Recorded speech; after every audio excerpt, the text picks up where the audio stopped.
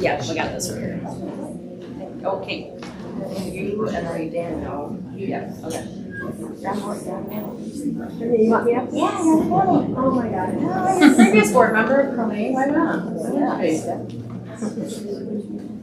Okay. Is Don coming up?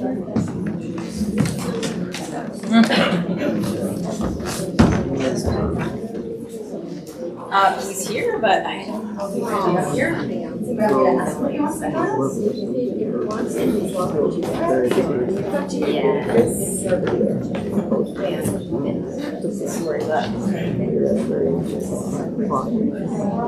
Like factions, none of the factions. To make sure first. I'm also a friend of the library, so I was hoping to write this for right now. Perfect. And so, if there's no in the All right, good evening, guys. Thanks for hanging tight. We're going to go ahead and get started. We're going to mess around with some more technical stuff, but I wanted to let everybody know that we are being recorded. It's not live. The goal is to upload it to YouTube channel to be a resource later. So nobody's faces outside of the panelists will be included, but your questions and voices will be heard. That said, try to project your voices, and when you ask questions or when you're talking, we're not going to... Yeah, it's a pretty acousticy place, so we shouldn't need a speaker, we don't think. I'm Julie, and for those who don't know me, Julie Ohashi, and I'm with Stand Against Extremism, Livingston County. Thank you. Co-founder, and there's lots of leads here on site tonight that you'll be meeting. And we called this kind of community discussion after we saw some troubling policies starting to come through Cromie Library in the last few months. And, we're not experts in this area by any means, and we didn't really know what made sense, what we should be doing, or how we should do it, and, why reinvent the wheel when people have been through it. So we started looking around the state at and trying to figure out what other places might have been dealing with this type of situation. And we've come up with a couple communities that have also been facing the similar policy, culture war type of attacks. And so we reached out, and we were very lucky to have a couple different groups with us tonight. First is a group from Lapeer. They're called Fight for the First. They were organized in February of this year after Christian fundamentalist ideologies took over the majority of their district library board. They are a grassroots organization of patrons and library supporters opposing censorship in their library. Fight for the First Lapeer believes that the majority of Lapeer citizens reject banning books and they want their library to continue serving all of its patrons with a diverse collection. Their efforts have included attending and speaking at board meetings, speaking at city council meetings and municipal meetings, organizing pickets outside of their main library, running an information booth at their local summer festival, and writing regular letters to their county newspaper. Those op-eds are really powerful. Representing Fight for the First tonight is Rhonda, Gigi, and Julie. Did I get everybody? Yes. And they're coming down from Lapeer. We're so grateful. I think the furthest traveler we have from Ottawa County, Tricia Kryda, is president of Friends of Patmos Library over there. They're the library that you probably have seen in the newspaper for having to temporarily shut down when their staff was chased out by a problematic board. They had attack on LGBTQ books. Their library was defunded. It's been a whole mess. I'll let her talk about that. She was born and raised in Lansing and moved to Jamestown in 2011, became involved in the library when some residents were upset about the content of certain graphic novels. I'm sorry, guys, I don't have my glasses.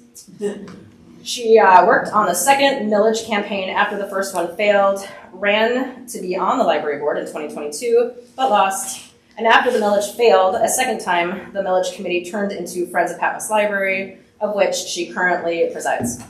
She has 2 children in middle school, so we're very grateful to learn about from their guys' situation. And we have Kate is a former Cromaine Library Board member from here in Heartland. She's been a Hartland Township resident since 2010. And she sat on the board of Cromaine from 2015 to 2022. She was my leads no. Love to leave them around. She resigned from Cromaine Library Board to spearhead the successful 2022 library millage renewal campaign in August of 22. That's awesome. Thanks. And we'll probably wait to introduce, I'm assuming we're hoping to get our representative from the National Coalition Against Censorship.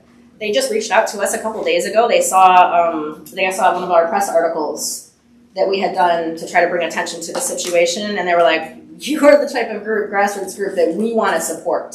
So that was a really cool, and that was just a couple days ago. I was like, you guys want to be on a panel in like 48 hours? That'd be awesome. So they're zooming in from New York to try to give us kind of a bigger picture of what's happening on the national level, and I thought that would be a really nice layer, kind of bring it back local. We got local, we got state, and we got a little bit of national. So you guys will get a kind of a broad, comprehensive idea of what's going on, and then hopefully we're going to talk about proactive. Some of you guys have cities where your libraries haven't lost the majority. You know, you feel pretty safe. But what we've seen is that they're planning to take as many local government seats as possible. That's the school board and library board is definitely included. Our community, I think, didn't feel that these unqualified candidates would get in. But they underestimated the power of the local GOP and the MAGA churches in town who combined forces and can turn out the vote a lot. So we'll get into that. Yeah. So Daniel, I don't have your intro. I'm sorry, and I don't know what. I don't think it's gonna work. Okay. We can just do it on the computer, and then they can probably talk. That's fine. I can talk to them real quick while you just jump up here. You want to do that? Great. So we can intro you and then intro them. Okay. So we didn't have just talk about Okay. Sorry, everyone. I've been trying to get a connection between the two components here, and it just doesn't seem to want to work. But thank you, everyone, for coming today. I am also a part of SAGE, but I'm also a writer for Psychology Today. I'm one of their expert bloggers, and my blog, Queering Science, is featured on the Psychology Today website. I'm also a neuroscientist, and I'll be acting as the moderator today to facilitate the conversation. And so we also have an individual who's joining us. So this is Gianmarco Antosca. Antosca has been the Youth Free Expression Coordinator with the National Coalition Against Censorship since 2022.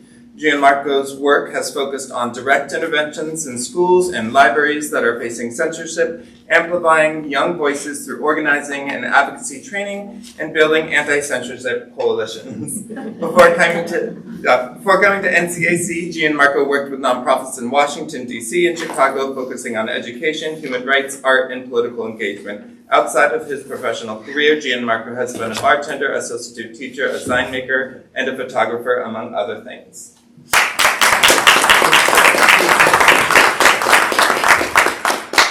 I'm sorry, I can't intro you, but feel free to introduce yourself. Oh, did you? I did. Oh, I missed it. I'm sorry. Do you have the... Okay, so I did want to be mindful of Gianmarco's time because he is unable to stay with us for the entire event. So I did want to open up first if anyone felt they had a question specifically that he might be able to answer. We'll start with that, and then we'll also move on to, if there aren't any specific questions, we will move on to some questions we've got already on hand and allow Gianmarco to answer first. So if anyone has a question for Gianmarco first, and then we'll move on to our already turned in questions. Can you hear? Yes, we got it. Okay, perfect. Yes, we have a question for Hi. So what is the best way to get youth involved in this current fight? Gianmarco, did you hear that? What is the best way what? To get youth interested in this cause. Well, engage them? That's always a really tough question. I think naturally that there are a lot of students and young people that are interested. Can you guys hear me okay? Yeah. Feel free to come forward if you. We're good. We're good. We're good. You guys can hear? Yeah. Yes. Okay, great. Yeah, so there are lots of ways to get young people involved, but obviously young people are the ones being affected. I would look in your schools and see what kind of community groups already exist. That's often the best place to start because this type of censorship affects, obviously what you're seeing, it's affecting LGBT stuff material. So if there's any sort of thing like a GSA club at your high school, that's a great place to start talking to people. But censorship affects lots of different groups. It affects student journalists. It affects anyone who likes to read. So I think starting at those kind of community groups that may already exist is a strong way to start getting people involved. And amplifying their voices, that's something we find is really effective, especially because a lot of these books that are being targeted, it sounds like our books are We can Oh, still we can hear still you. hear you. Oh, okay.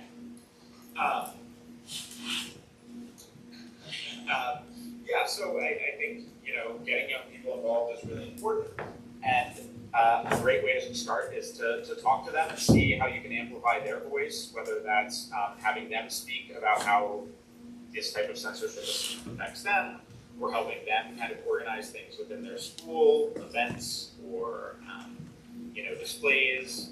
Next month is Banned Books Week, which is a big kind of national event where lots of schools and libraries are organizing to protest and to celebrate banned books. So that might be a great way to start getting people involved, whether it's putting on a display at the library, having students get involved in some of the advocacy campaigns like the Break the Tape campaign, are wearing or putting kind of caution tape on their backpacks. There are lots of little ideas, and I don't have to go into detail, but I think talking to young people and amplifying their voices is always a good place to start. So for those that don't know, GSA stands for like your Gay Straight Alliance. A lot of the high schools have those clubs already, and so and they usually have a teacher lead. So you would reach out directly to the teacher lead. You could contact the main office, ask who the lead is for that organization, and then go from there. And you would talk to the teacher first. And you just might talk a little bit louder. And for anybody who's having a hard time hearing, feel free to come forward. Sorry. Do we have any more questions for Gianmarco specifically? I do. I'm curious about. So I was able to debrief him on our situation here. Have you seen anything like what's happening in our area happening anywhere else in the country right now? Yes, I haven't. I spoke yesterday with you.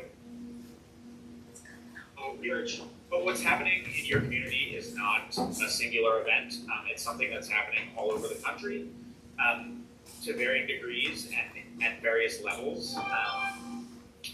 I would say that basically to give you a little bit of history, and I apologize if you're already familiar with this, but basically since 2021, there's been a huge growth in censorship in our schools and in our libraries, and particularly book banning.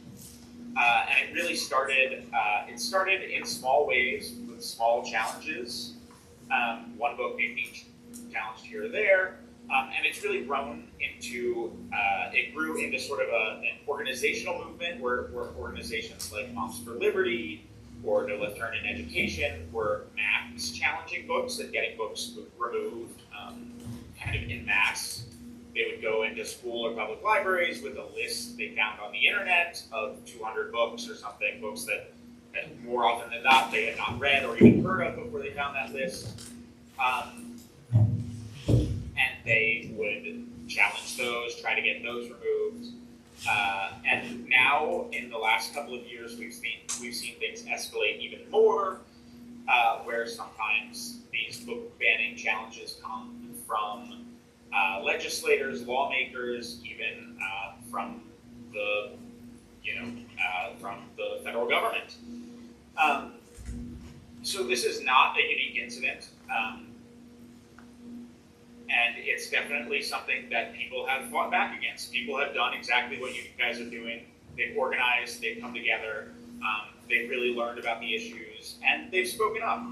I'm not sure if now is the time to talk about this, but just showing that you care, just showing up to this type of event is already a really important first step in inhibiting censorship. You know, a lot of the people that want to censor books are individuals. I mean, it's book banning is largely an unpopular thing, and it is a lot easier to ban a book when people don't show up or people don't pay attention. The work you're doing right now and the interest that you guys are showing is already really, really important. Yeah, I can piggyback off that for our local community. The version, we'll talk about this, I don't mean to hijack this from people, but when the president of the Crow Main Library, Bill Bolin, I think a couple months ago, I think it was in June meeting, just popped a surprise version, a draft of a very discriminatory policy that he had created by the Project 2025 lawyers, Alliance Defending Freedom, for those people who know Project 2025. And those lawyers are like behind the follow row. I mean, they're big, they're national, and they're heavy hitters. So we were shocked, to say the least, when we heard that they had those type of people involved at that point. It was pretty alarming, and I mean, I really do think that they didn't expect any type of real pushback, but the community has been, I mean, we've been dominating in the comment, like the inclusive literature folks have been 90% of the call to public speakers, easy. I mean, that's been so important to hear that community voice, and it's not the same, they have the same people that show up and say the same things. The people who've been showing up for the pro literature but they're just an array of folks. It's all different types of people, and it's been really powerful. So paying attention and then talking about it, taking it back to your circles, taking it back to your networks, because people have no idea. I mean, and when they do hear about it, then they're like motivated to mobilize. They're like, okay, what do I do? And it's just like, just come to a meeting with me and listen to it, like hear it for yourself type of a thing. But then the version that they ended up passing, like I think a month or two later, was a much more watered down, barely constitutional version, where the first one was clearly illegal. But so and they're trying to push through illegal ones on purpose. They want to get it challenged at the Supreme Court level is their goal.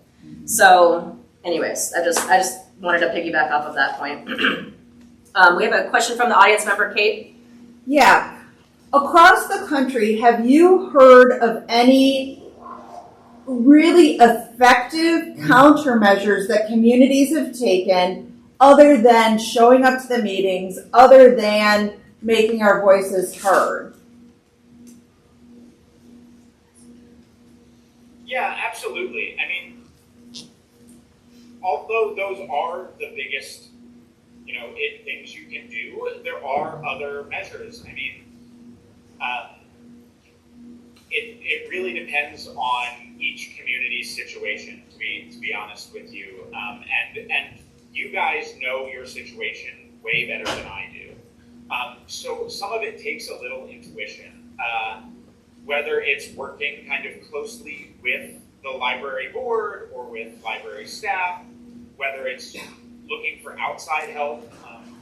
At the National Coalition Against Censorship, we don't do legal work.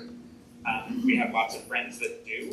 So maybe, it might involve enlisting the kind of outside support of a group like FIRE or the ACLU as these kind of book challenges and book restrictions, become or venture into unconstitutional territory.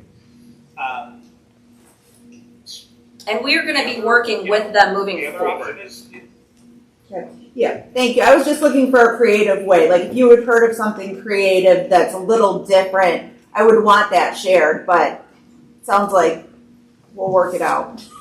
We are a very creative, scrappy little group that can pivot real easy. So that's what I told them on our initial call was like, the second you hear of a cool tactic that's being used in Texas or whatever, you let us know, and we'll be on top of that over here too. You know, it's all about learning. I'm happy to share a bunch of. Go ahead. I'm happy to share a bunch of examples. I mean, Maybe people 3. have done all kinds of things, whether it's, event organizing or letter writing campaigns or, student events. There's tons and tons of different ideas and different ways to kind of reach people. But I think the core of it often really comes down to making people aware of what's happening so that the would-be censors aren't comfortable, and don't feel like they can freely censor books. One thing I spoke about yesterday is really documenting everything, making sure that they know people are paying attention, people are watching, working closely with any sort of media reporters or media outlets to get those engaged and get coverage in those areas. I'm more than happy. I'll share more resources with you guys after this with lots of practical examples. We'll have some follow-up meetings, like focus group styles, and yeah, Kate, you can we'll pull you in because as a Hartland resident, it'd be great on that. Yep, another question? Oh, so I know the focus is books and libraries, but I was wondering if you know what's happening at the national level against like rewriting history at the Smithsonian Institution and things like that. And I guess other than some of the suggested ideas you already brought forth, what can we do to help protest against national treasures being whitewashed with, Trump history?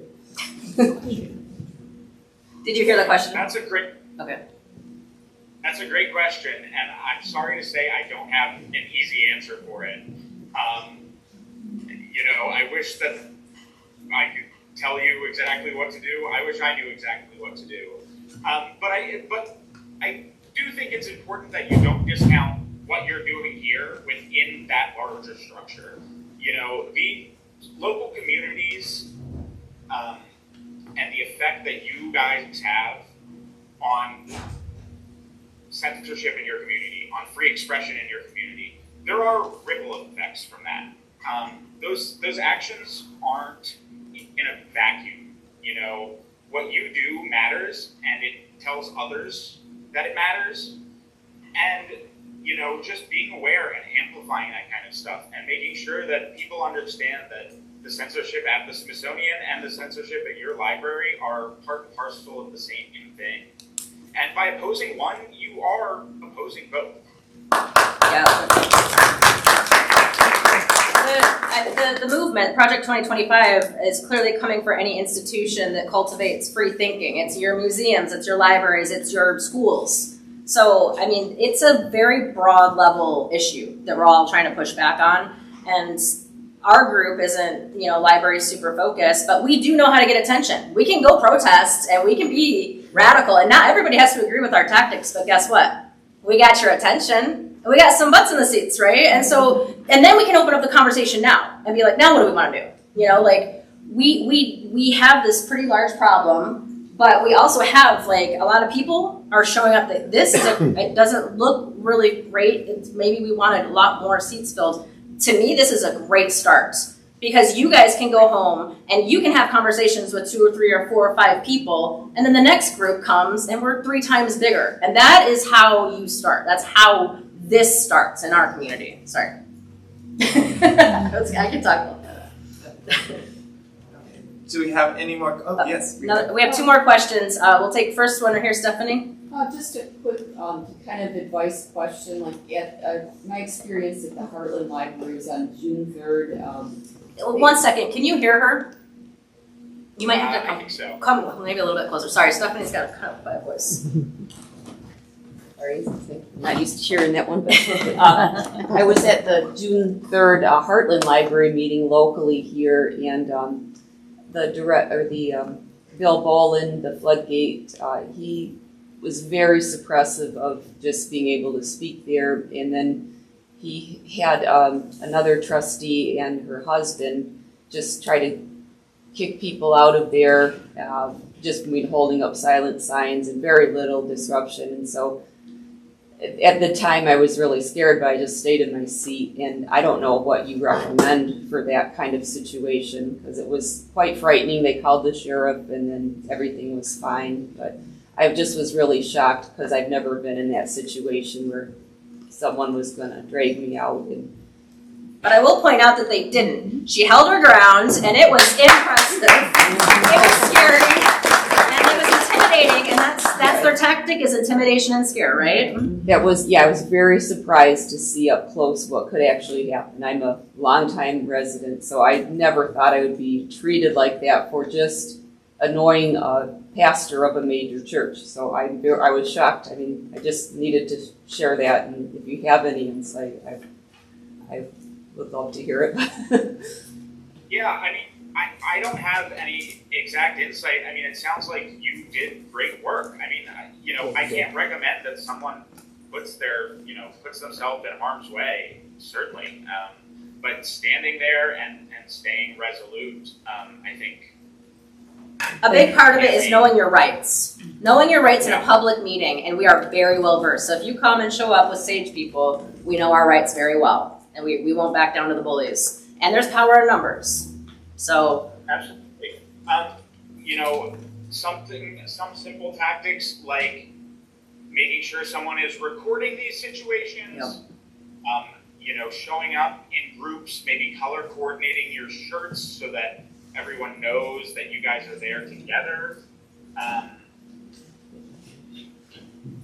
Those are some of the kind of simple tactics you can take just to kind of discourage that type of behavior.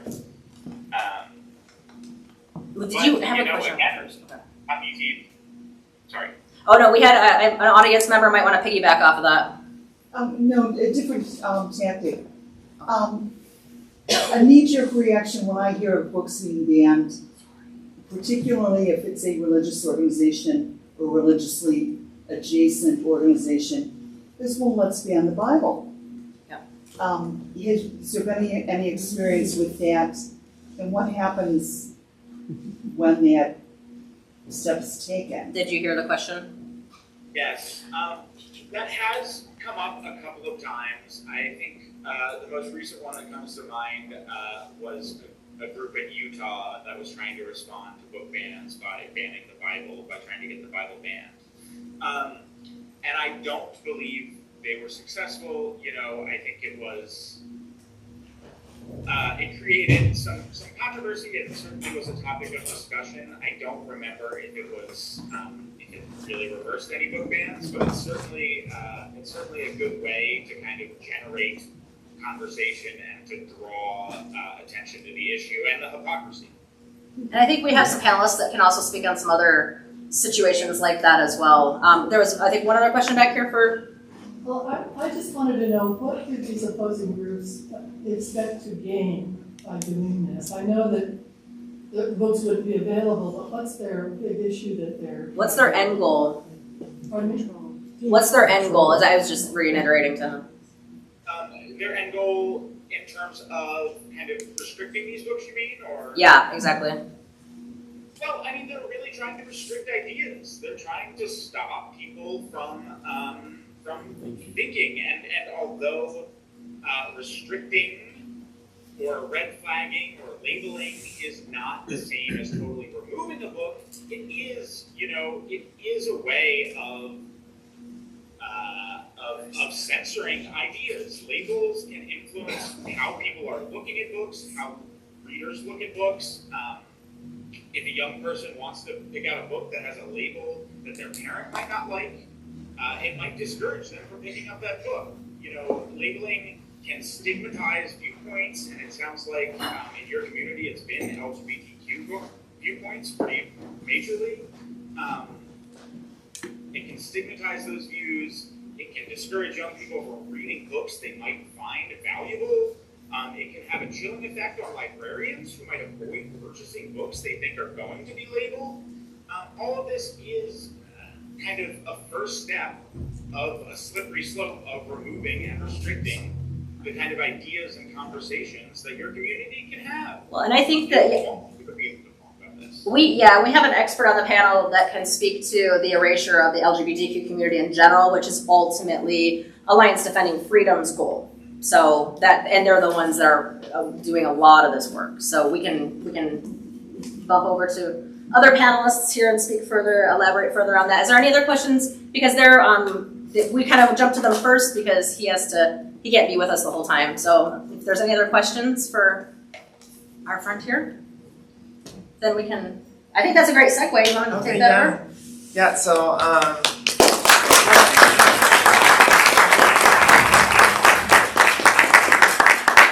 and we do, like I said, have some additional questions we'll go over, but just to pivot from what's been discussed and specifically addressing the needs of LGBTQIA youth, I think it's really important to think about, not just, what stories come out from these individuals and what we're hearing from them, but also sort of what the research tells us. And what it really says is that not only is it important for, trans, queer, and all these individuals to feel as though their parents and their families and their immediate friends are sort of supporting them, but their larger communities as well. And there's plenty of data to suggest that it isn't just like the direct people around them that are impacting them, it is their greater community as well. And I can speak from my own experiences of having adults in my life at school actually physically abuse me because of seeing me expressing gender non-typical behaviors. And,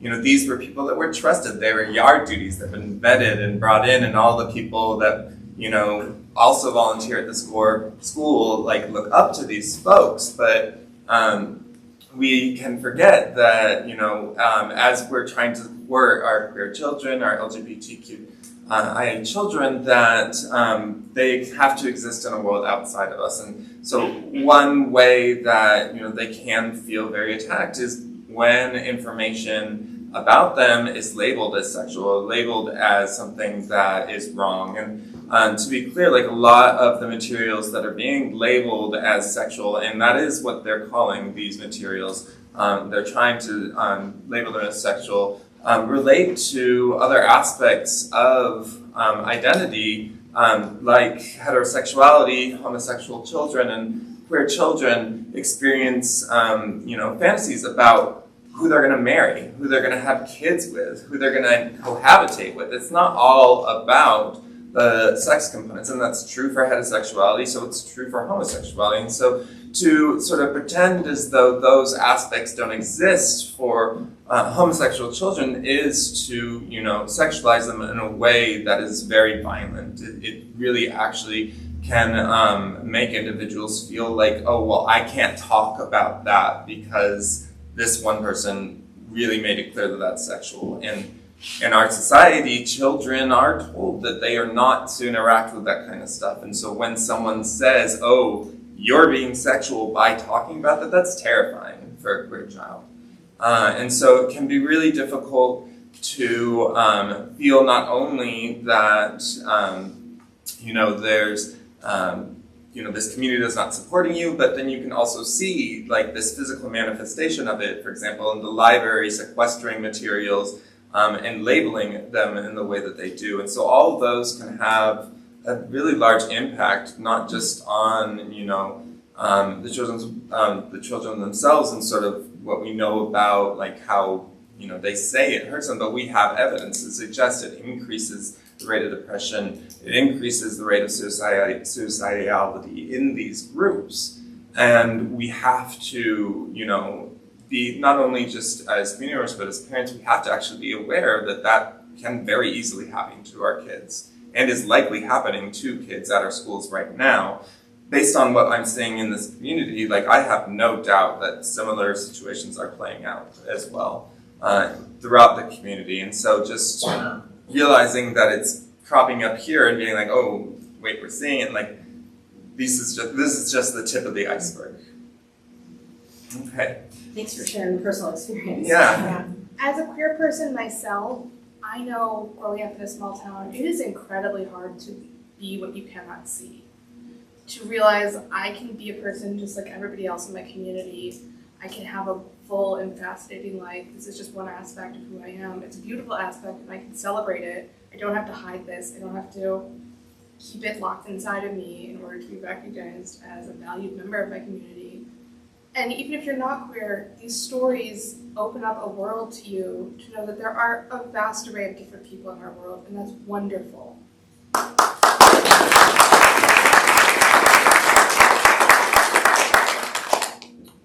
So the question is basically any impacts on LGBTQIA plus children. Does anyone, other panelists, want to weigh in on that? Or we can go on to our first question. We'll go over a few questions that came in beforehand, and then we'll open it up to the community, okay? All right, so the first question, what books might be removed? What books did you guys see under attack in your community? Well, in Lapeer County, they wanted to attack anything that conflicted with their far-right Christian ideology, in particular books with LGBTQ characters in the children's section. They tried to remove Fred Gets Dressed, It's Perfectly Normal, and Uncle Bobby's Wedding from the children's section, as well as Genderqueer and 50 Shades of Grey from the adult section. I know that our our county commissioners and our county prosecutor admitted that they hadn't read Genderqueer, but insisted that that book contained drawings of teenage boys practicing oral sex, which it doesn't, and also insisted that it was housed in the children's section, which it isn't. Lots of mis and disinformation campaigns about that specifically. I feel like that almost should be a requirement. If you want to ban a book, they have to check off that they read it, make a summary about it. And I highly doubt that all those board members read all 220 books on that challenge list right now. And that's something important to also know. LGBTQ books are where they're going to start because that's an easy target in our society, unfortunately. It is not where they're going to end. No. So if you love your romance books, if you love your dark fantasy books, they're going to get there eventually. Anything that does not meet their puritanical standards for what they view is safe, homogenous, white, conservative Christian, anything that falls out of their viewpoints, they're eventually going to challenge. So seeing things like 50 Shades of Grey, which wasn't the most popular books in the country just a few years ago. It's not even the most filthy one that most of the libraries have either, so. See them going after these books, they're going to come after a lot of other stuff. They're going to start coming after history. They're going to start coming after anything that doesn't meet. I can speak on Cromaine's list right now, the 220 books that are in Cromaine. There is a book titled The 14th Amendment Civil Rights. It is an accurate history book. It has nothing to do with queer people. So it's coming here already, yeah. That's where they start. And that's where they started at Patmos. Genderqueer was removed from, now let me tell you, Genderqueer was housed in the adult section on the top shelf in the non-fiction section. Unless books suddenly grow wings, fly down, and open up in front of a child, no kid's gonna get this book. That book was moved by the library director at the time, so it's still in the library, it's just you have to ask for it. They went after Spinning, Kiss Number 8, and I've read them all. I read them all because I was like, if I'm going to defend something, I need to know what it says. I have no problem defending these books. They were fine. In fact, I found some of them a little bit boring because I'm not a fan of graphic novels. So, yeah. And I was like, my kids, let's see, one was a tween book, The Breakaways was tween, and the other ones were like young adult teen. My middle school girl, I said, do you want to read any of these? And one of them, she was like, well, I don't even like soccer, so I don't want to read that book. Because she didn't see it as a book about relationships. It had a soccer ball on the cover. I don't want to read about soccer. I don't like soccer. So they had these problems with these books because they didn't understand them, or they were just nitpicking on things that they don't like, and it was really unfortunate. Thankfully, at the time, we did have a board who just said, yeah, no, they're staying where they are. They went through the challenge process and they're still on the shelf. So I had a similar experience where I have a young child. They just grabbed on the end cap of the library at Cromaine here because I had a cat. And they're like, I like cats. This is cool. They brought it home. I had no idea that it was a problem book. And we're just reading it, and it's about a cat that goes and eats at everybody's different houses. And I think it was titled something about like how the families are, I don't know, something about families. And the problem that they have with it is that some families have two moms. Oh, and this family has a brown dad and a white dad. Those are the type of they sexualize that is what they have a problem with. Wow. And what they don't realize, I'm also a former DOE educator, we have children in our classrooms who come from homes with same-sex marriages. This is normal, but they don't, to them, that it's just so, it's mind-blowing that book can be so triggering to these people. And it's so innocent. There's literally nothing wrong, but anyway, sorry. I know one of the books they're trying to ban in our library, Uncle Bobby's Wedding, is literally just a book about a girl whose uncle is getting married to another man. But that's obscene, apparently. And that's not even what the story is really about. No. It's how her relationship with her uncle Yeah. and how it's changing. But that's the only thing they find objectionable. Right. Point to me where in the book it's obscene, right? Yeah. Like, please. point Where's to me it sexual? in the Where is book. it sexual here? I don't understand. Is there a question here? My understanding is that the Cromaine Library has already made some adjustments to the forms that you have to complete if you want to challenge a book. So that you have to, if you're going to challenge a book, you have to be specific about what you're disagreeing with down to the page. So wonders you actually have to have read the book. Well, I've seen the forms, like I've read the board minutes for Cromaine and the current challenge. To be clear, the 220 challenged books at Cromaine right now are all from one person who are friends of Bill Bullen, congregation member at Floodgate, and she's an Oakland County precinct delegate. She lives in Commerce. She's not even from our community. She drives 30 minutes one way to say, the last meeting, we don't only know her because she introduced herself and at a public meeting, and she came to let them know that she wants the form that says, my child is not going to have any access to any LGBTQ material at all in this library. I want that form. So, clearly her agenda is very specific against LGBTQ. Does she even have a card? She is a patron. Oh, okay. So there's that. But I guess my point is with those 220, going back to your question about the form she filled out, the reasoning, and I have to say, kudos to the documentation and the secretaries on the Cromaine Library Board because they're taking excellent notes. It's hard to follow, so it's important to see that documentation. Don't quote me exactly, but it's along the lines of she needed to protect children. The reason why she was doing it was to protect children. What action did you want to see? Remove from library. It's removal. They don't want it sequestered. They don't want it put in a different place. They don't want labels. Her reason was to have it removed. I understand that, but my impression was that there was a form that was actively being used when these 200 some books were being challenged. And since that time, there's been a change made to the form. So if I were to go and challenge a book now, I would have a different form to complete that would be much more specific about what are you objecting to, what page is it on. Well, they're learning their lesson and they're adjusting in real time. So I haven't seen that form yet, the revised form yet. But okay, I guess maybe my underlying question is how current of information we have from Cromaine, and I go on to all the meetings, so it's a lot to take in, and I've met with the people who are directly involved, right. And I think one of the other things that's in the works is if it's not already, is a form that the board members would have to fill out, because right now the policy doesn't exist because this is not normal or typical. But what the challenger is doing is when the book, when she doesn't agree that it needs to get labeled or moved, When the library director. when the director does not agree that neither of those are going to happen, it's going to stay where it is, nothing's going to take place, she now can appeal it to the board, to the president of the board only.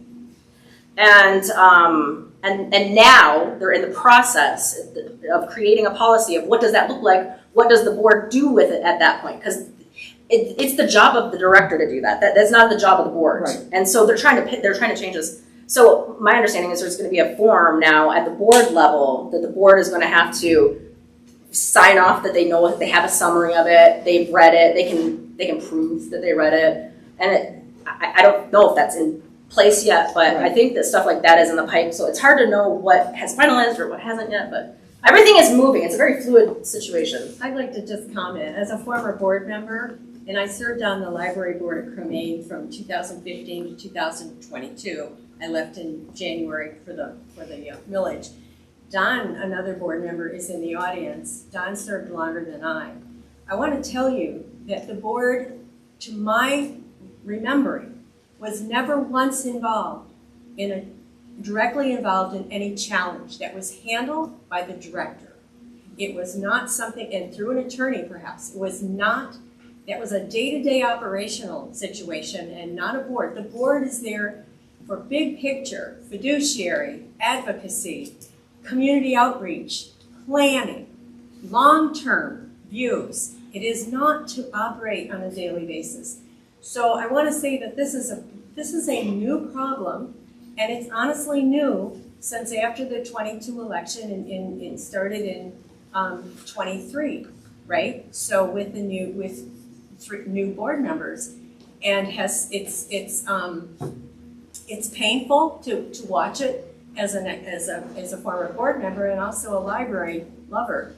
But this is a recent development, and it is not normal. And to echo a wonderful book, and by the way, I worked in the publishing community from 1994 until 2013 when I retired, and from that job. And my publisher, I'm proud to say, Candlewick Press, published Roby Harris and Michael Lemberly, and they're the author-illustrator of It's Perfectly Normal, an award-winning nonfiction book, and It's So Amazing, which is a second book for younger audience, and there's a third, and I'm sorry I've been retired too long now, I can't remember the third one. I used to be able to rattle all this off.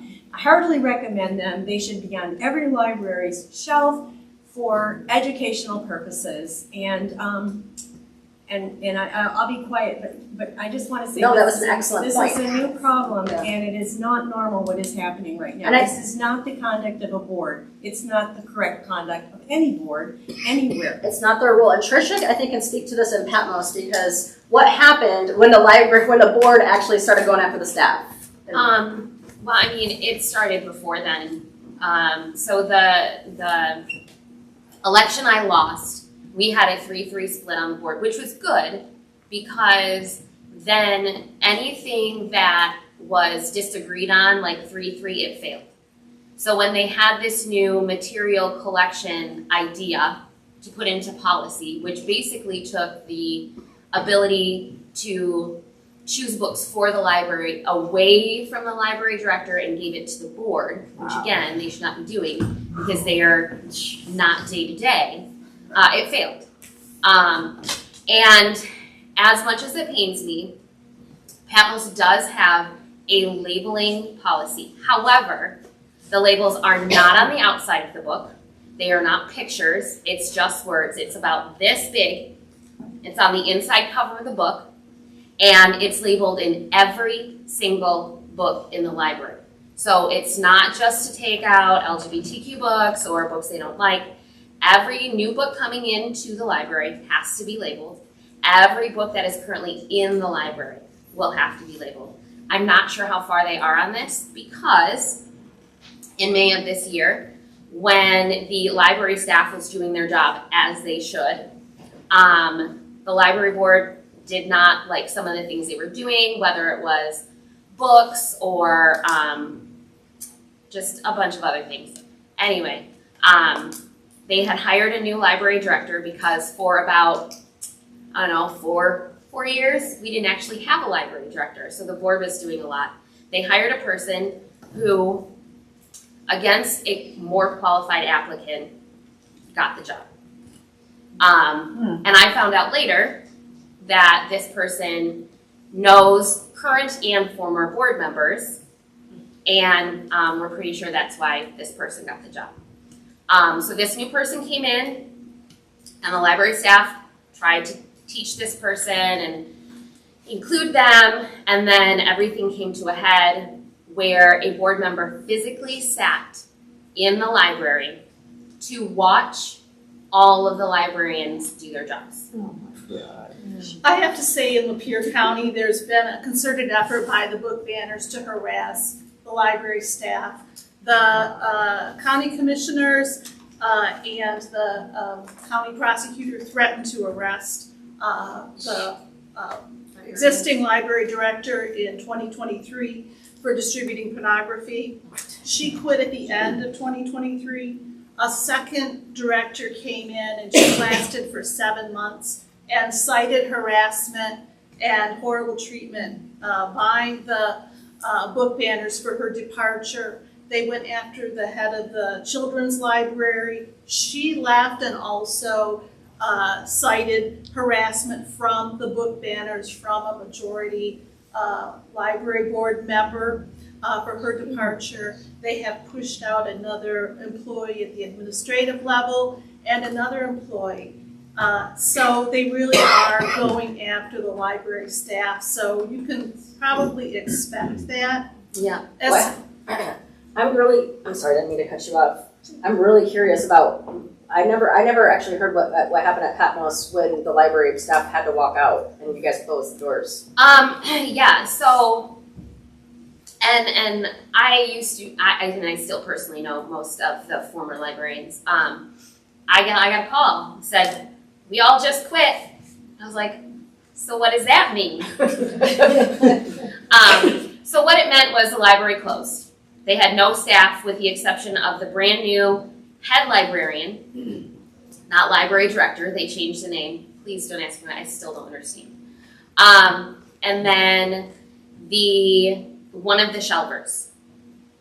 About a month later, they reopened with temporary staff. Now, the staff left because they were told they weren't allowed to speak at board meetings anymore, even though they're supposed to give library reports. They were told they're not allowed to defend themselves anymore against anything. They were told they were watched by board members while doing their job because the new head librarian, who was a friend of the board, said that they weren't being nice to her. And the board members were there to make sure this new person had a good day. And then when they all decided to leave, then the board member who was there got very upset and started taking it out on another employee who decided to leave. But then she wouldn't let the others wait for their coworker and friend to pack up her stuff and leave. They were forced to wait out in the parking lot. And then she, the one who was in there, like, upset, called a friend, another former Patmos librarian, to come and help her pack up her stuff so she could leave. So yeah, just a concerted effort to get everybody out who, had any, like, institutional knowledge, just not of Patmos, but of what a library is supposed to be in general. So when the library opened back up, nobody knew how to do the RFID tags. Nobody knew how to do labeling. They all had to learn all of the different systems. And so what could have been just like, hey, we have a great staff with great librarians who know what they're doing. How about we just work through this, or maybe you apologize for your behavior? That it was kind of a mess for a while. I think we should probably explain a little bit. There's a difference between, just in one respect, Patmos is a district library? No, Patmos is a small, I believe it's a level 3. So, as someone who now reads library state statutes for fun, so there are some libraries, like there's the Capital Area District Library in Lansing, there's Grand Rapids Public Libraries, there's Kent District Libraries. Patmos is its own library, but it's part of a cooperative of libraries on the west side of the state. So we're a class 3, which means we do not have to have an MLS, a library science master's, as a librarian, but we do have to have librarians with certifications. I don't know if we have those right now. But as part of the cooperative, we pay into the cooperative and then we get certain like extra things that you would get if you were part of like a bigger district library, like interlibrary loans and all that kind of stuff. So if I request a book that's not at my library, it could come from Muskegon, it could come from Holland, it could come from, I think Saugatuck is in the cooperative. And so we're kind of an island unto ourselves, but part of a larger group, if that makes sense, rather than, Byron Center and Sparta and not Grand Rapids and Granville. All those libraries are part of Kent and run by one. I guess, and thank you for that. And I guess what I was getting to. Don, do you have something to say? Sorry, Don Thompson. Who funds your library? I'm sorry, what? Who funds your library? Taxpayers do. Me. I do. For what So it's you have worth. a millage. We do have a millage. That's why we're part of the cooperative. And when we lost our millage, we were going to get kicked out. And that's kind of where I was leading is whether the board members are run for election or whether they're appointed by the county. They are, they're elected. And if you go online and read anything about Ottawa County for the past few years, you would know about Ottawa Impact. While they say they're not part of it, they are. Our board members have the same beliefs as the overall Ottawa Impact group that kind of took over our county commission. And because of that, they have this base of people in our community that will vote for them, that will turn up at meetings for them, that will start Facebook pages and smear campaigns. I want to stop because I'm going to bring this to Livingston County. So this is actually one of the reasons SAGE was founded a couple years ago is when we saw Wes Nakagiri, who is a county commissioner, say that he's going to Ottawa impact Livingston County. He said that at a public meeting. And we're going, what does Ottawa impact mean? What is Ottawa impact? That's the group that she's talking about. So our extremists over here are literally following and being open about it, the playbook of what Ottawa has laid down. So if you don't know about Stand Against Extremism, we have a political action committee that's called Livingston Integrity. When we initially got started, we were Googling fiercely, like, what's the resistance against Ottawa Impact look like? And they're called Ottawa Integrity. And now there's On Track and GAC. So, but back then I reached out, and actually that's how I got in touch with was through Kim Nagy, who is the executive director of Ottawa Integrity. So we had discussions a couple years ago where we created a Livingston Integrity chapter. But it was directly connected and we formed because we wanted to do the same resistance that they were doing there because we were seeing the same thing here. So I just want to just dial it in to bring it local. This Ottawa impact that she's talking about right here, this is what we are experiencing in Livingston County, just letting you know. And to dovetail on that, I think where I'm heading with this is the answer in one respect is November 26th at the polls, right? This is the point here. We have elected board members on the library board and the school board. So does Ottawa County. Are your board members, do they get all elected in one block? Or no, it's two. It's staggered every 2 years. So that's good. We have 7 board members, not a We have member. 6 because of our class. And ours all get elected at the same time. Oof. So all 6 of these people who are on my board right now ran together as a block. So they had big signs with all their names. They had campaign literature with all their names. Sound they familiar, guys? Facebook pages with all their That's names. Yep. So what then we have to do next time is get 6 people. Right. Their names all need to be synonymous with each other so that when these people are reading through the names on their ballot and talk to people about not straight voting anymore, read through, okay, here's this name. Yep. Okay, here's this name. Yep. Instead of, I don't know who these people are. Let's just fill in a bubble. So this is the thing. We actually, we saw that in 2022, was it? That midterms. That's when they ran a slate of 4, because that's what they need is 4. They only got 3. So barely hanging on. And then this past election, they ran their slate again, and they were able to take the majority at that point. But they learned, the Crow Main Library Board incumbents knew from from midterms that they had to do that. And so the incumbents did band together and they ran tight, and they still lost their, I think this is where I'm leading, and this is why this meeting is so important, is to make sure that people understand what's at stake at the most basic levels. That is at our school boards where children are being educated or not, in the public libraries where access is open and free to every single person in the community. Everyone is welcome, always. That's what it should be. And to not have that is a serious breach of what the very essence of a public library is and what it means. So so I'm just getting in that pitch right now that in November 26th, I almost want to say I would just put up signs that say no blocks.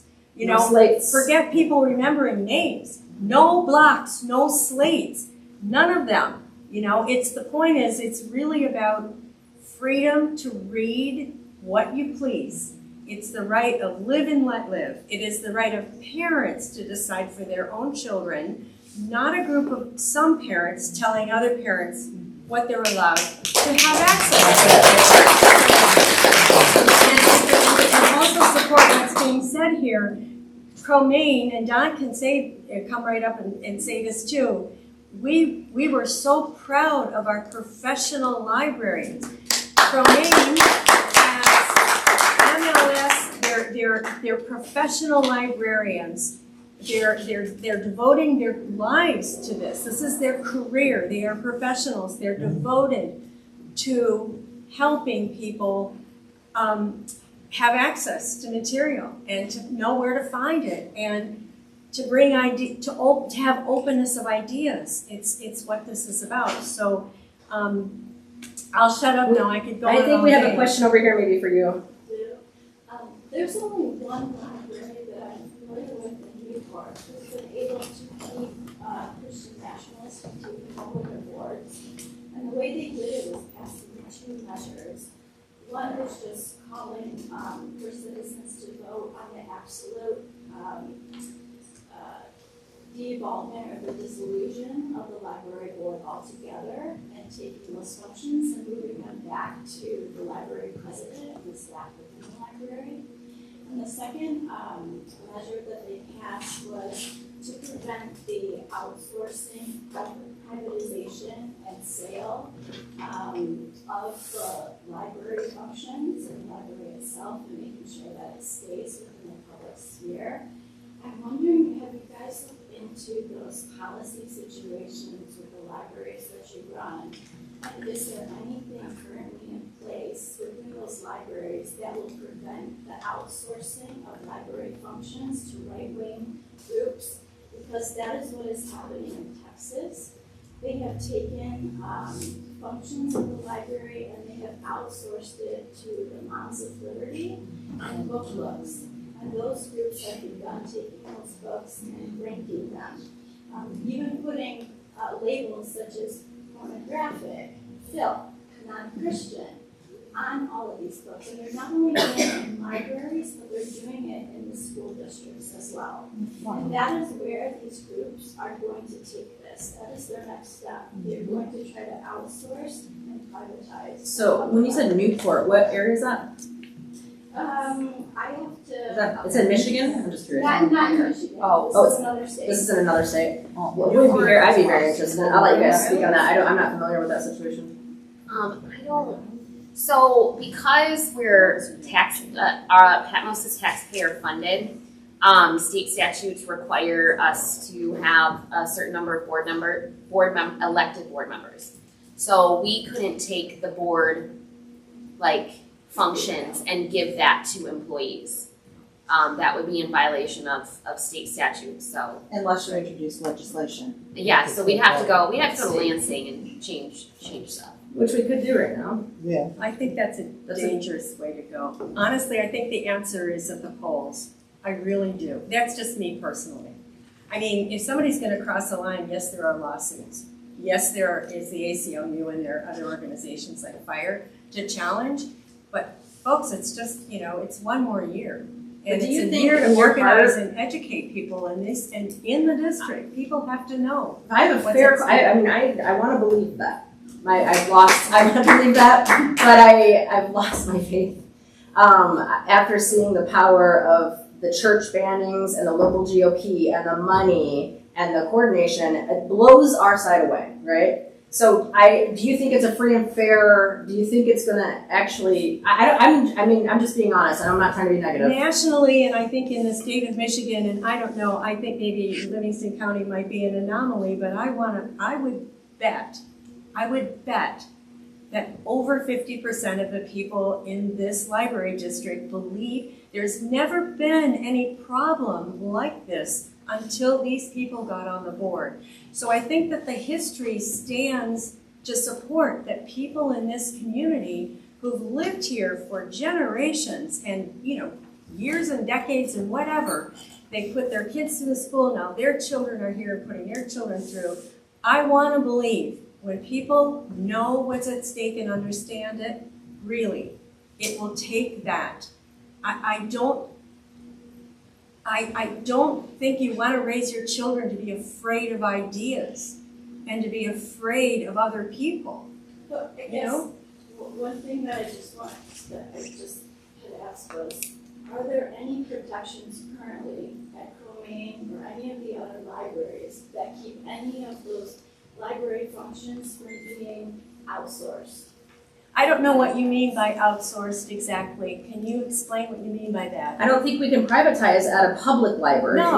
We can't, that can't happen. We have different libraries. That's kind of what I was getting at is what we're talking about in terms of there are private libraries, municipal libraries, county libraries, regional libraries, district libraries, which this is a district library. And so there are state statutes correctly in place and things that we're obliged by law to do, to run according to the law. And it would take, not that it's impossible, but it would take a change in our constitution. It would require other changes that would be pretty large. And I think rather than focus on that, I think we need to focus on reaching out to people and having folks understand what's at stake in their public schools, and what's at stake. And the fact that, talking about issues of boys and girls bathrooms kind of stuff is so like red herring. It is so not what life is. You know what I mean? It's just, it's a false issue. And the point is, do we care about freedom for as much as freedom from? Because there are two kinds of freedom. There's freedom from something, that's the protection side. There's also freedom for, to choose, to decide for oneself, to get educated, to be open, to bring a community together. We have to stop this polarizing. And my personal politics are very strong. But honestly, the library and the schools are supposed to be non-partisan positions, non-partisan, equal ground for all. And I would fight hard for that. I would fight to preserve that in a community. It is to the community's benefit to come together and figure out what it wants and whether it really wants an openness. I just think you've breathed some life into me because I'm jaded. We've been on the front lines. It just started in the school board here in our community in Hartland, and then it's gone into the library. I think the school board's turning around, by the way. We see this changing. It's not going to be here forever. There hasn't been, for lack of a shit ton of work on our part, on the parents, and we've done. We're running. Yes, we're running and congratulations, but, honestly, all of you for doing that hard work. Really, I think, this is exactly why we called this meeting because we're going. We can't keep operating with multiple institutions at this level. It's exhausting. We need more people on those front lines because. Yeah, you're right. You're 100% right, but I'm like so tired. Our core people are just like, where are the freedom fighters? Because this is what we need. But, and we saw a hand over here. I want to go back. Wait, we have this question first. Yeah, I kind of want to address what you're saying about, elections and the damage that has already been done in such a short period of time. I think a lot of people are foolishly thinking that we can fix everything when there's an election. The election feels like 100 years down the road. This is escalating so fast. The action needs to be taken now. It's really nice to think that we can all take care of it. But we still live in a free state. We live under a state government. What you're talking That about could is not change. So gonna far, happen by at this minute. Do you want to piggyback off? I think where you want to roll in with that one? Well, I can. My mom grew up in Nazi Germany. It happened like that. Just like that, And and people were still kind of like in a daze. People were disappearing and they didn't know where they went. And then my grandfather decided to fight against having his kids be forced in a Nazi youth party. And then that ensued a possibility of my family being put in a concentration camp. So it's just a good thing I exist. But I'm Armenian, and almost all of us were slaughtered. So it happens just like that. We have a different situation in Lapeer County because we have appointed library board members and they're appointed by a 7-person county commission, which is all Republican, 4-year terms, so we've got 3.5 years. And 3 That's from too long. townships, and all the townships are Republican as well. We are very proactive. We go to every county commission meeting and speak. We go to every library board meeting and speak. We go to every township meeting and speak. We picket in front of our city library, which is at the main intersection, the main crossroads of town, from 3 to 4. When people are coming home from work with pro-library signs, and we get tons of honks. We write tons of letters to the editor. We are on those board members like yellow on cheese or orange on cheese, however you would say that, including the fact that one of the book banners on the library board is supporting the Axe My Tax movement. And we've written a petition to remove him because he took an oath to maintain the library into the future. And we see the Axe My Tax defunding campaign would defund the library. We had our county festival in August. We set up a booth. We made a big poster of our call for him to be removed. We've gotten almost 300 signatures. It's not that we think he's going to be removed, but we're talking to people in the community about what's going on. And you have to really be proactive. You have to get out there and talk to people, and you got to fight them. You got to go to their meetings. You got to denounce them. You've got to organize people. So I want to talk about this. So first off, we brought Ottawa into our community the resistance to Ottawa by Livingston Integrity, and we created that to fight against the defunding of our school district. Hartland schools, they tried to take $25 million from our kids over a 5-year period to have leverage over the administration because they don't want that porn in our school. No joke, they tried to defund our schools over that, okay? So we created a political action committee so we could raise some money and kick their asses back, and we really won that big time. It was a lot of work, but we took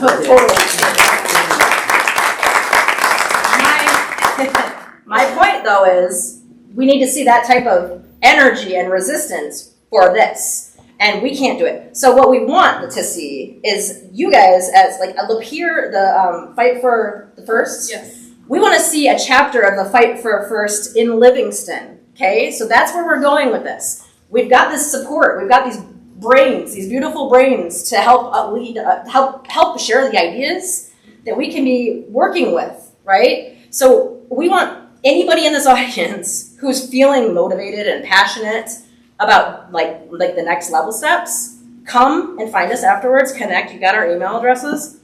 And let's start looking at creating that, a fight for first, right? Yes. For Livingston, sorry, go ahead. Well, on that topic, I can start going through some of our resources. We have made a resource guide for library supporters, and these are some of the resources we use. I'm just going to quickly go through some of them. First and foremost is Fight for the First. Fight for the First was designed by every library. It's an overarching campaign that helps set up groups like ours in different communities so citizens can fight against censorship and fight for their First Amendment rights. It's incredibly helpful. They offer resources to help you get started and maintain a really successful campaign. Then we're going to go into every library, which has been our biggest help throughout this whole campaign. What did you say? So every library institute has been, through their Fight for the First program, we were able to create petitions and contact lists. They also offer counseling and mentoring. So if you're not sure where to start or what to do, they can help, and they can offer, that goes into the next one. Fund Libraries is every library's online platform for fundraising, which is how we get donations. So we don't have to be incorporated. Libraries. We do have funding sources, though. We're ready to roll with funding. We'll take money. We'll take your funding too. Please. Basically, they take about 10% of your donations, but in return, they do all the taxes, and they advertise your campaign online as well. Are these nationwide or statewide groups? It's both. Okay, cool. It's for libraries and library groups. Then you've got the MLA, which is the Michigan Library Association. Which, by the way, Chromain board voted months ago after they flipped. That was one of the first things they did was withdraw from the MLA. Because that's a woke, and that's a progressive. that's not great. So, yeah, we're not a part of that. That's a big red flag right there. Well, it's a perfect example of bringing in bias, partisanship, a personal agenda that has no place religion on the public library board. That's a perfect example. And the Michigan Library Association is fabulous. Yes, so their interim director, Dylan Geschel, I think is how you pronounce his name. Geschel, that's right. Is really knowledgeable about censorship fights in libraries and is happy to meet with groups who are trying to get advice on how to stop that stuff. Again, you'll find this in the back. Then you've got My Right to Read, which was launched by the MLA specifically to combat censorship and block book bannings. They try to raise awareness on the topic. They offer education. They help you advocate for legislation. And they also try to advocate for legislation, which we discussed, that is pro-intellectual freedom and First Amendments. Because it's not just book bannings, it's also First Amendment rights. And a great success story in this has been the Cairo Area District Library. They've weathered this storm and they came out the other side. Was this in Michigan? Sorry. Yes, Cairo, Michigan Library. Okay. It's by Flint, Cairo, Tuscola County. They were able to provide us with a really cool pamphlet that we have. They were able to help us set up this pamphlet for the various, created by the various Michigan library cooperatives and the important role of parents. And that's one of their biggest talking points and I will discuss that soon. About what's best for your family and when it comes to library materials. And framing this as a parent's rights issue is a really great way to bridge that gap. If you don't want to alienate your conservative, because there are conservatives who are against censorship. Absolutely. If you don't want to alienate them. There's a lot in this community that are like that, You've got to bring them in by getting on their level. And parents' rights is a great way to do that. This shouldn't be just a political It's fight. not. This is for freedom all of of us. expression across the board, no matter how you vote. It's foundational to the Constitution and our rights. It's democracy. Yeah, and our contact there was Aaron Schmant. Then we've got the Library Corporation of Cooperatives of Michigan. And library cooperatives were created to provide member libraries with access to resource sharing, training, communication, and library development. They've got some good stuff. And lastly was the Library of Michigan. How many here have used Melcat? That's thanks to the Library of Michigan. It is like our overarching big library. They offer resources, research, references, and they preserve Michigan media there. They're responsible for like I said, Melcat, and we spoke to the Library of Michigan's law librarian, Claire Membilia. She's really cool. She can't offer exactly legal advice, but as a librarian and a JD, Membiela, She is able to answer a lot of your questions about library law, practices, and procedures in Michigan. So when you start your group, these are really great people. Or if you're interested, just reaching out further as citizens, these are really great people to contact. That's a great list. And then moving on, we're going to talk about, if you don't mind, the rights of the parents. This is the brochure. It will be in the back. Let me pull up my little sales pitch. So one of our core beliefs is the rights of parents. We believe that it is a parent or guardian's place, not the government's, to decide what materials are the best fit for their families. There is something for everyone in the library. However, each family's needs may vary. What I want may not be what you want, and that's okay. The library is a public space, much like a mall or a shopping center. Unlike the schools, it's the parents, not the library staff's job, to oversee their children's selections and use of that space. So when it comes to who is taking care of children and who is selecting things for children, it should be the families and not staff. While staff can help find materials to fit your needs, it is not the library's right or duty to restrict what a child can read. Remember, not every book is for everyone, but every book is for someone. My spiel is done. Just to piggyback on this, the whole parents' rights thing is how they took over our library. Yes, but if you flip the script But on that, then, once they're in, then they said, okay, so now we're here and we believe that parents have rights, but now we're just going to do everything ourselves anyway. So they took everybody's beliefs in this like parental rights issue that you get to pick whatever you want for your kids. But as soon as they're elected, then they're like, well, you elected us. So you trust us and we'll just do it for you. So it's kind of like you have to pull those people back and say, they did say this, but look at what they did, right? Don't look at what they say, look at what they do. Really important, because it's been a fight to get people to listen to who's now considered a liberal, which is mind-boggling to me because I did not grow up a liberal. But I moved to Jamestown, and apparently I am now. Right. So, but where was I going with this? To get people to listen to me, they don't want to listen to me because I'm a liberal. So you have to kind of slowly bring them back and talk to those conservatives that you're still friends with, and be like, okay, so now you go talk to those people over there, and tell them what we've been talking about, because they'll listen to you. Not going to listen to me, but they'll listen to you, right? So that's the fight on my side, to get people to come back to say, okay, it was parents' rights. They said that. You got to look at what they do. What did they do? And then you have to get the people who that they'll listen to talk to them.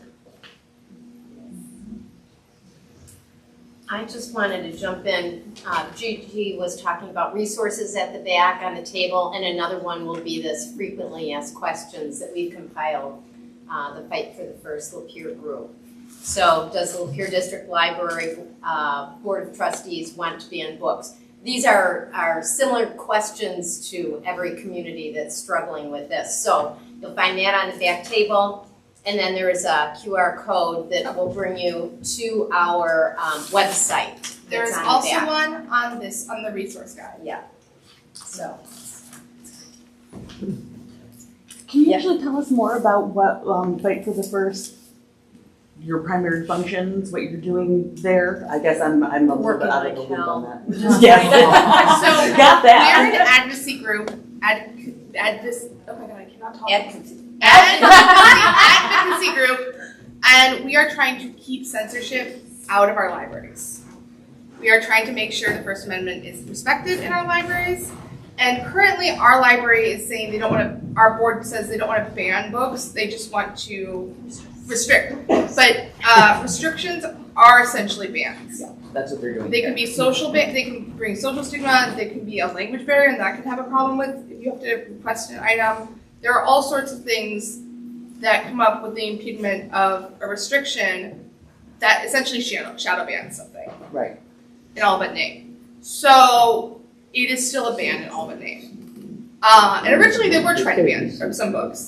We have compiled several instances of board members advocating for bans. Well, and I know initially they said bans, and now they're kind of backtracking and they're saying labels, but like the person that they had show up at the last meeting, she's asking for removal. And so it's I think there's this notion that there's this formal ability for some entity to come in and ban a book. That is not something that happens. It is very hard to ban a book. Yeah, it doesn't legally. really exist. Like there's like this one thing, it would be like super difficult to basically get it banned everywhere, but we have all these little tiny methods that folks can use to put up barriers so that it's more difficult for members of the community to access information that could help them, actually understand who they are as individuals and actually be, productive members of our, society. And to sort of cut that off is sort of what's happening there. They're really just saying, like, you're saying it's not really being taken away, but when you fight it's a death by 1,000 cuts. Yeah. Yes. The Alliance for Defending Freedom, ADF, it's really interesting to go on their website and you can watch them in action and how they work. And I think the phrase that sticks with me is they're going to be winsome. They're winsome. And it's the charm offensive, and it is it's slippery language, and it's playing with language and words. So if you really get down to the nitty gritty of what they're doing and get past the very photogenic people who represent them, they look very sweet and angelic and all of that, wholesome.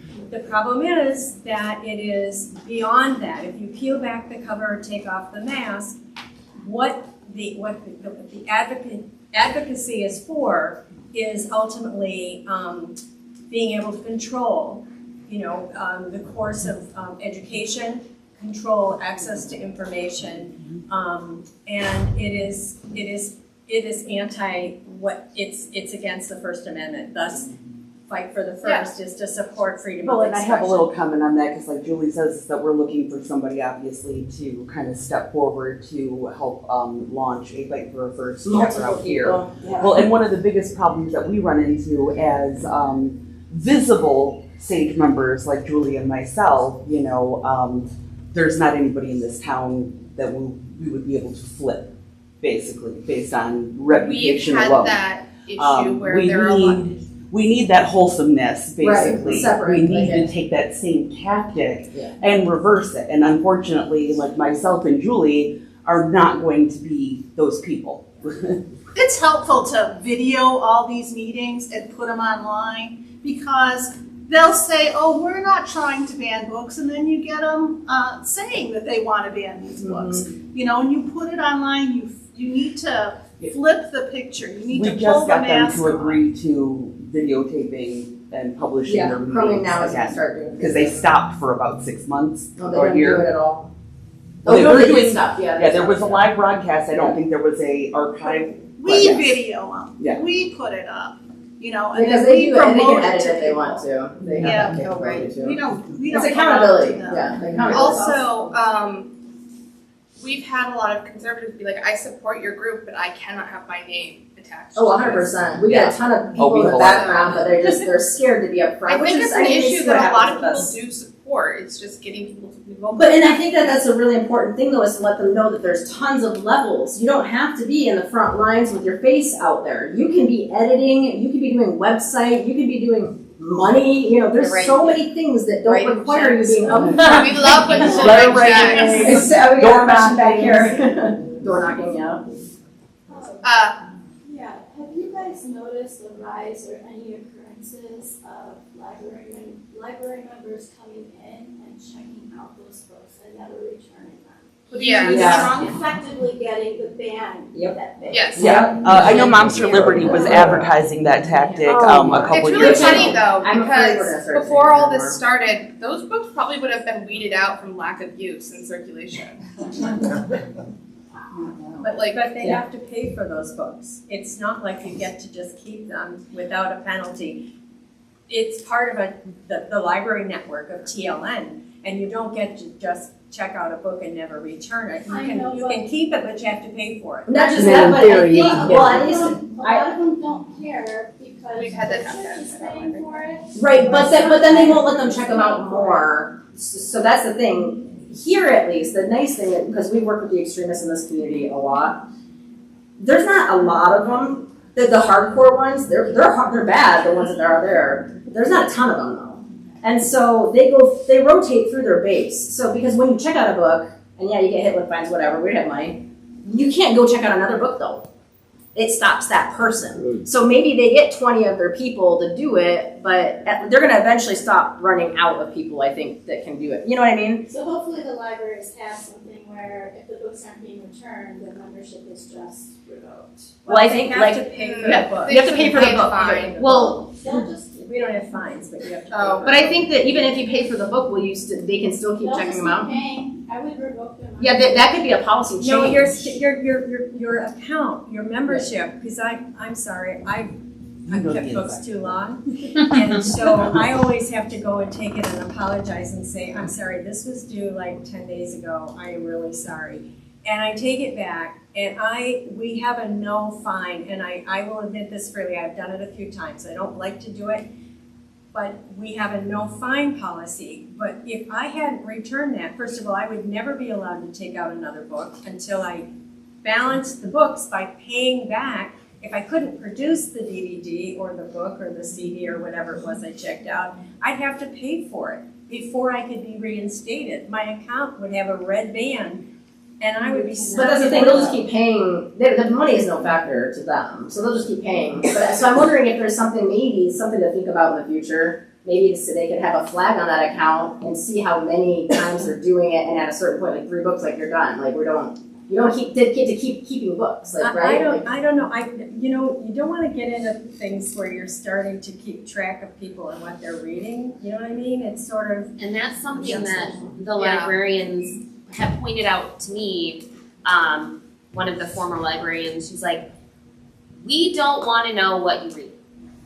We don't care what you read. We want you just to read. Like, what you check out is your business. What you don't check out is your business. Like, they wouldn't keep track of the titles, really. She's like, because then they get into trouble when wife checks out a book and husband comes to pick it up, but it's a book about divorce, right? Like, but I'm just wondering, the titles aside, like, what if they just they've kept 3 books in the last, 2 weeks and they keep paying them off? I don't know, something just to think about maybe. I don't know, I something think that this is we've more of a done. hypothetical. Yeah, that's true. We might not be able sorry, we to have a hand raised. have Let's take my actionable. question. The Library Privacy Act does not allow libraries to collect patron information other than what they currently have checked out. What we believe may have happened in Lapeer from anecdotal stories is some of the books that are in question, that were challenged, were placed on shelves through patron requests. We cannot know who made those patron requests, but there are some who believe those books were requested by the same people who then asked to have them removed. Additionally, some of those books are being checked out by one person and they just return them, wait for them to be reshelved, and check them out again. So there are ways to do this without violating any of the policies, unfortunately. But because ProMaine is dealing with ADF, if you have not already done this, Stephen Colbert did an excellent episode on ADF. Go to YouTube, Google Stephen Colbert and ADF. You need to see that so you know what you are up email against. for the past 2 months, because when it hit, I was like, oh, and it's a digestible format. It's funny, but really, like, you want to puke at the same time. And it's 30 minutes, and he's amazing. So, like, if you guys haven't seen that episode, you guys gotta follow the emails, because they're in there. We have a question in the back. It's John. I was gonna say. John Oliver. So sorry, yes, it was John. Yes. Pat Moss is John Oliver famous. Yes. Sorry, yes. The other thing you can do is if, so Patmos, and I don't know that they've fulfilled my requests, is start having people request books you want to see in your library. Yeah. Go in. You know, I want to read Abundance. I can't get it because it's not in my library and it's on the new shelf, so I can't interlibrary loan it yet. So I was like, I would like to read this book. Tons of requests. Just have people just fill out all the requests, and then cycle through the books so that they'll stay on the shelves. So have your people check those books out, because they'll see in their circulation data, oh, these types of books are being checked out. The community must like these types of books. Maybe we should get more. Yeah, that's good. There was a question up here up front. Oh. Me? Yes. Thank you. And then we have a question right behind. Oh, okay.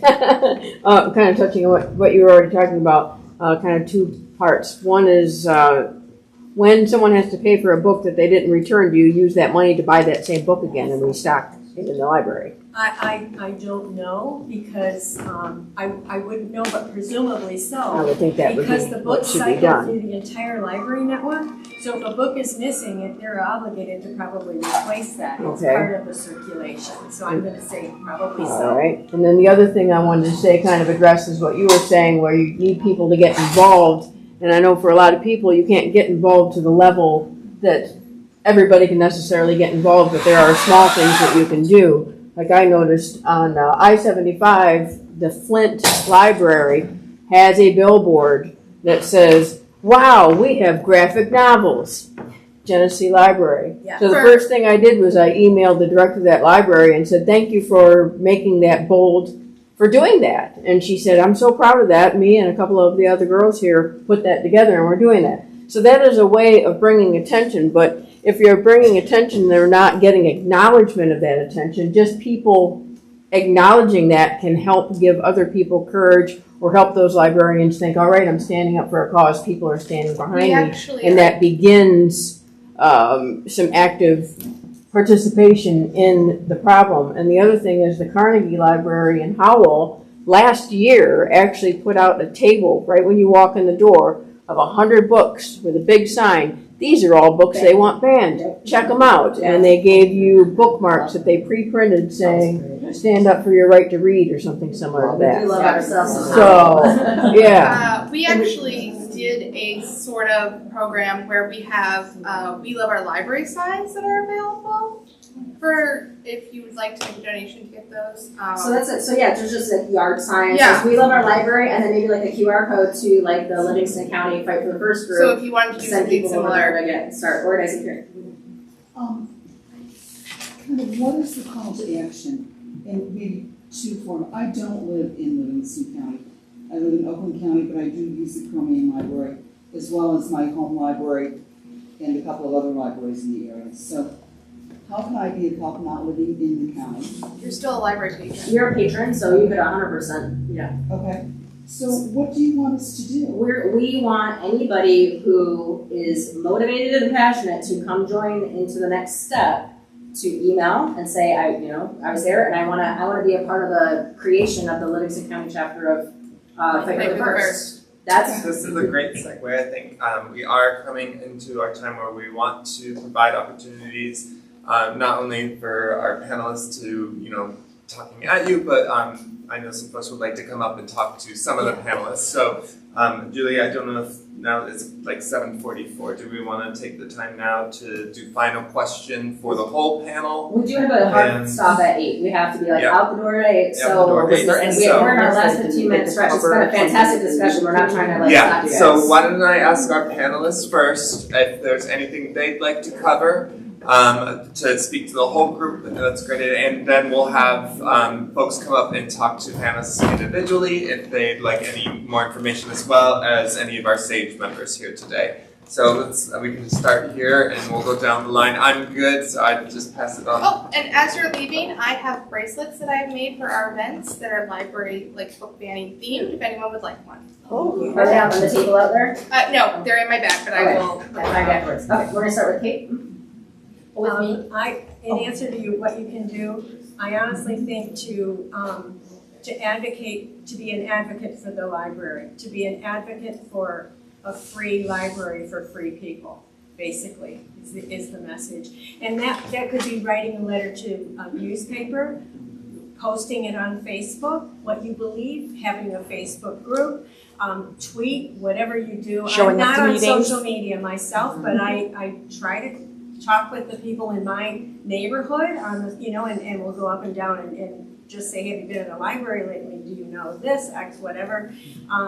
Just to encourage people to go. And, hey, did you see the new program at the library? It's fantastic. And thank heavens we have a great library. We have a great staff. I believe in advocating positively for what the library offers the community, because my experience with that millage, the same year that we lost, positions on the board to people that other people didn't know about. And it happens because, not because we're all asleep, but we just have never had a problem. But I think taking it from the positive perspective always works more. We used I Love Our Library signs. We had a very positive approach to the millage. And people came out, and over 60% in every single precinct said yes, both on absentee and at the polls. And so they're supportive of the library, which is why I believe with everything I have in me, that there are enough people in this district who will say, heck no, I don't want this. I want choice. I want the ability to choose for myself, and other people can have the same. And they just need to understand what's at stake. And I think, it happens. People are busy. They've got full lives. It's not just your feelings, that's backed by data, because the Cromaine survey that went out in 23 shows overwhelmingly that people are pro this. It is a matter that they don't know. They honestly just don't know about it. So education is the massive part of it. It's huge, and it needs to be, whether there's any opportunities that you have for gatherings, to just simply plant good things. I don't want to do a character assassination on anybody. I just don't like what's happening, what the board is doing, what the choices they're making, including denying the director from the library, professionals from being members of the Michigan Library Association. The millage money is there. They have the funds. This is overreach on the part of a board. So I think taking it, I really believe this, it's education. Yeah. So I think that's a great messaging point, and I think that's why Kate needs to be zooming in, even if you aren't in the community physically anymore, because we can pick your brains continuously. We'll keep going down the road. So I think overall majority, people do not want censorship in their areas, and they support this cause. I think it's getting to people who might be afraid to be associated with the cause for some reason, or they may not fully understand the cause because of what they've heard. They want to protect children, but they don't understand we are protecting children. So it's just reaching people where they're at and constantly showing up at these meetings. This is a long haul issue. It is not going to happen this year. It's probably not going to happen for a couple of years. It's a long haul. And if you can be in it for a short time, if you can be in it for a long time, whatever you can do is great. Show up at those meetings. Make your names heard. Become a face they have to deal with. Make sure they know you care and you will not forget about this issue, because they want you to move on with it. They don't want to have to constantly deal with this. They want to pretend like it can be swept under the rug. It can't. Be annoying if you have to. I would say be aggressive. Be aggressive. Don't be afraid to criticize the board members for what they're saying. Don't be afraid to publicize what they're saying and what they're doing. We could be the bad guy. There could be like a bad guy. Well, but the thing is, when you're exposing what they're saying, the public sees that they're the bad people. They're not the good people. They're the people who are trying to destroy our public institutions. Picket in front of your library. Do informational pickets. If you have a local farmer's market, set up a table there every week so that people who go to the farmer's market know what's going on. I mean, find ways to be aggressive. And actually, Hartland does have a farmer's market at Rural King. We could easily be going over there, and I love the read-in idea. I heard somebody say read-in. That's I would love to have a read-in. I would organize it. I would do whatever it took. You're on the board. But You're yeah, on the next board. Yeah, okay. But I think we need to fill the library with children and families and people reading banned books. I mean, Maya Angelou always talked about she wouldn't let people use bad words or negative words with each other in her home because she believed it stayed in the walls. I would love the words that they're trying to ban or they're trying to resist and limit.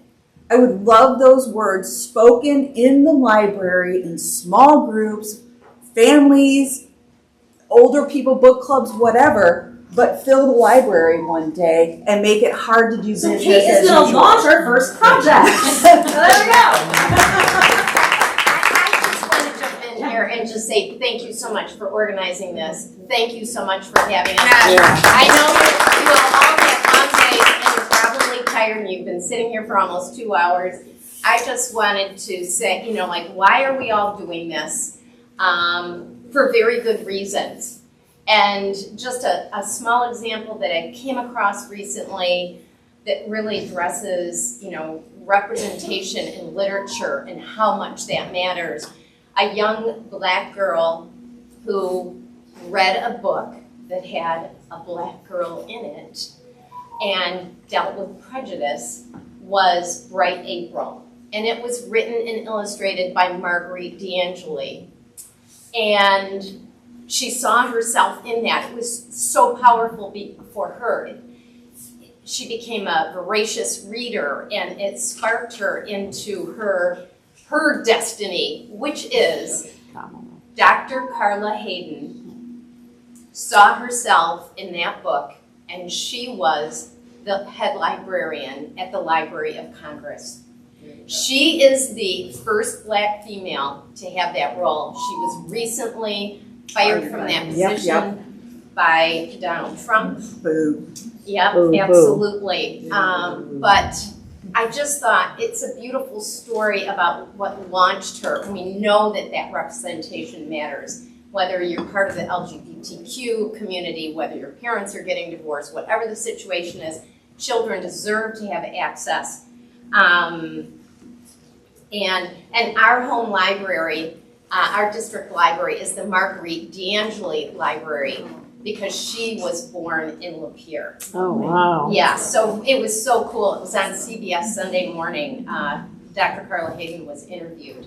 Why it matters? Because topics and groups are being targeted. We don't want the removal or restriction of books based on the cover story that they're protecting children. The law protects children from truly harmful books and materials by keeping them out of the library. Material selection for children is a matter of personal and family choice and is a responsibility of the parents. If a child or adolescent checks out a book on guns, will he or she become a mass murderer? No. If you're trying to protect children, then maybe we should start with that. Because we know that's the leading cause of death of children, right? So this is why the work is important. We have our eye on the prize. We will do the good trouble, we'll do the hard work, and I know you're all exhausted, and I just so thank you for being here. Thank you for being here. One of the main things that we found really important was, before they all quit in May, was making sure that our librarians knew that we supported and appreciated them. Yes.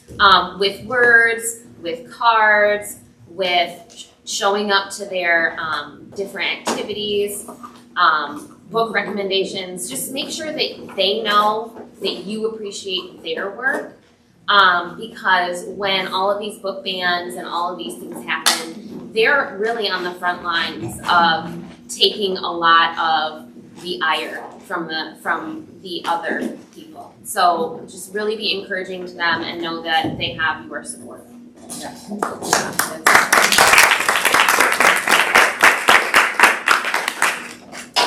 All right. And sorry, yeah. We're trying to get We've out. got about 6 minutes. 6 minutes. So Anybody have a pressing question? please come up and no. Last. We're good. Okay, we're good? If you have questions for our individual panelists, feel free to come up and talk with them. Otherwise, we'll be sort of heading towards the door. But I'm sure we can congregate out front as well. It's a nice night, so. don't hesitate though, because this is just the beginning of a relationship, a long-term relationship with all of our friends up here.